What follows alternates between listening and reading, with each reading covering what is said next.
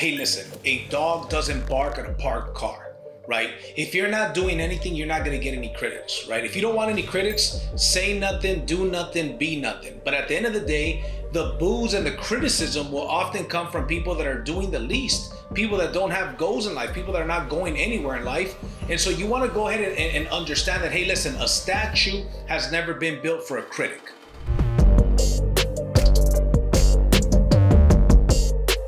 What's up, guys? Welcome to another Driven Not Given podcast episode. And I'm actually rocking my shirt. You guys can see here, I've got the No Sheep in My Circle shirt. So that's actually the reason why I'm shooting this episode standing up, specifically because of the shirt. But anyways, in this episode, I want to talk about how the fact that the loudest boos come from the cheapest seats. That's actually a quote from Babe Ruth. The loudest boos come from the cheapest seats. So let's go ahead and dive into that. So here's the deal. I have a lot of followers here that are entrepreneurs, that are go-getters. You know, maybe they're not entrepreneurs, but maybe they're fighters, maybe they're athletes or whatever the case may be, right? Either way, they've got big goals in life. So here's the thing about having big goals in life. If you don't have people that are criticizing you and people that are doubting you, the bottom line is that your goals are too damn small. One of the things I often tell people, and you'll hear me say this on my podcast very often as well, is you've got to think bigger, faster. So here's what happens. A lot of people, they think very small. So guess what? When you think very small, you're not making anybody uncomfortable.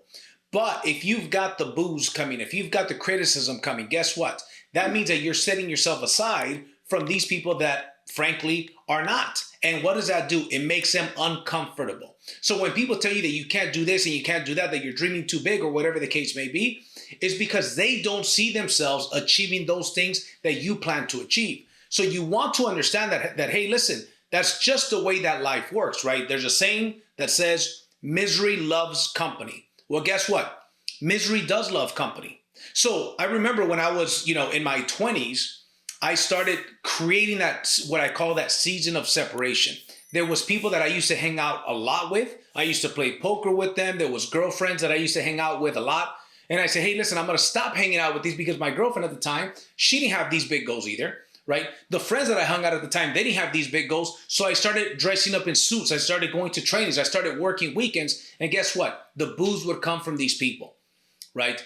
But I had mentors that were teaching me the things that I'm talking about right now. And they say, hey, listen, if nobody's criticizing you for the sacrifices that you're making, the hard work that you're doing, the fact that you're doing something different, then guess what?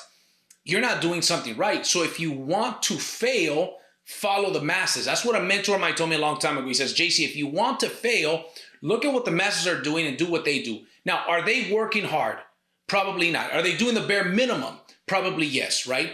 Most people, here's the life that they live. They go out there and they work just hard enough at their job so they don't get fired.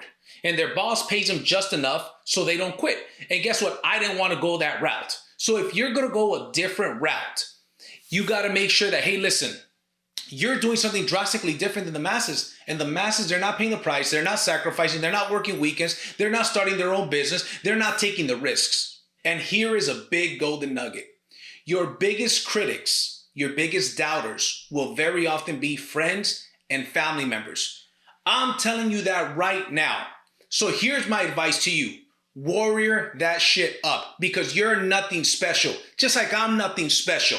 My biggest critics and my biggest doubters were also friends and family members. The reason why it's important for you to know that is that when it happens to you, you don't feel like shit, like, oh man, my brother, my mom, my girlfriend doesn't even believe in me. Listen, that's the way shit is. That's the way it is for anybody and everybody.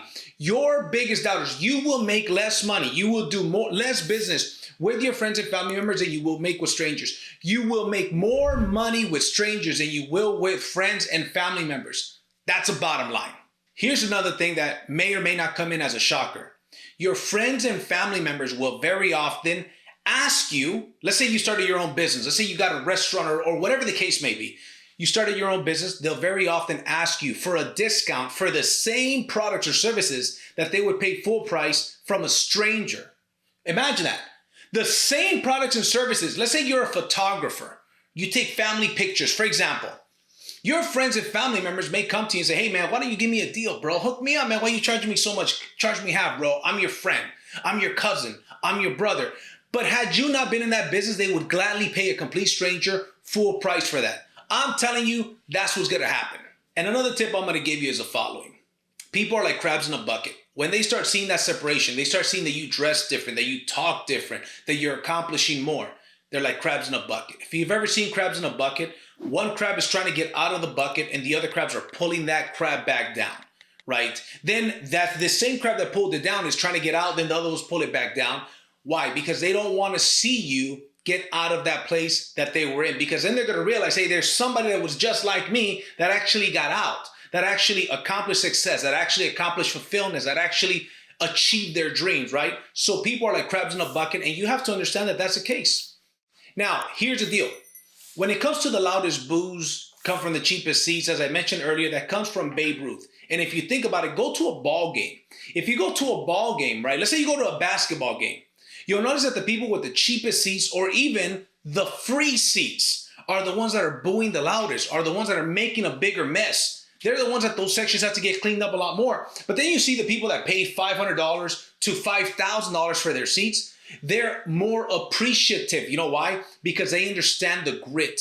They understand the sacrifice and discipline that these professionals took to accomplish and get to where they're at. But the guys and girls in the cheap seats, they don't know about sacrifice. They don't know about discipline. That is where the phrase, the term, the quote, the loudest boos come from the cheapest seats. So my question is this: are you hanging out with people that would be those cheap seat tickets, right? And if you are, don't be surprised when the boos and the criticism comes from them, because guess what?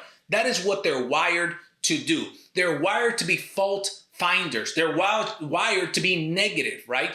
That's why you got to separate yourself from the pack. And one of the advice that I give all the time is this: you have to pay attention who you hang out with. This is, again, a very overly used quote by me, but it's because it's true. If you hang out with 5 winners, guess what? You're going to be number 6. You hang out with 5 losers, you're going to be number 6 as well. So anyways, guys, to finish off this video, it reminds me of, I've got a bunch of friends, right? I've got some friends that I invited many years ago, like in 2013 or 14, to invest in cryptocurrency, to invest in Bitcoin. They bought Bitcoin for like less than $1,000. They rode that wave to about $17,000. As a matter of fact, I bought 2 Bitcoin from them at $17,000, right? Then when Bitcoin crashed, they had already cashed out a bunch of money. They actually started a business with that money. Later on, that same person was complaining about the fact that crypto crashed, that I invited them to crypto, and then crypto had crashed. I said, wait a minute, you turned a couple $1,000 into tens of thousands of dollars, and you're still complaining. The point is that when people have that type of mindset, hey, listen, they have that type of mindset. That's the way they are. So guess what? What I do is this: I limit my associations with these negative people, right? Because negative people tend to have a negative bank account. And guess what? I don't want to have a negative bank account. So anyways, this is the end of this episode. I said it, I meant it, and I'm here to represent it. So with that being said, see you guys at the top or from the top. Take care.